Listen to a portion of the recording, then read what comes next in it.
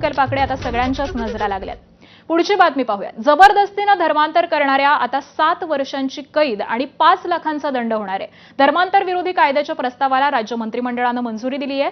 महाराष्ट्र धर्म स्वातंत्र्य अधिनियम 2026 या नव्या कायद्याच्या प्रस्तावाला मंजुरी देण्यात आली आहे। हे विधेयक आता विधानसभेमध्ये मांडलं जाईल। तिथे त्याचे कायद्यामध्ये रूपांतर करण्याची प्रक्रिया सुरू होईल।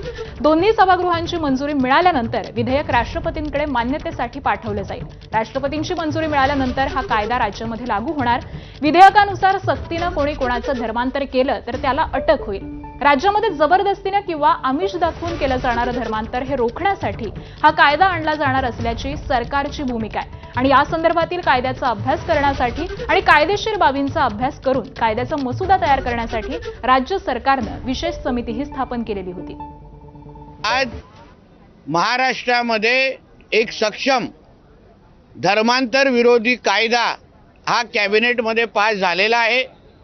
धर्म स्वातंत्र्य अधिनियम 2026 या अंतर्गत ज्याचा लवकरच काही तासामध्ये जी.आर. निघेल, जिहाद लव जिहाद सारखा प्रकार करण्याचा प्रयत्न केला तर आता महाराष्ट्रामध्ये अतिशय सक्षम असा धर्म स्वतंत्र कायदा अधिनियम 2026 म्हणून आता कायदा लागू झालेला आहे।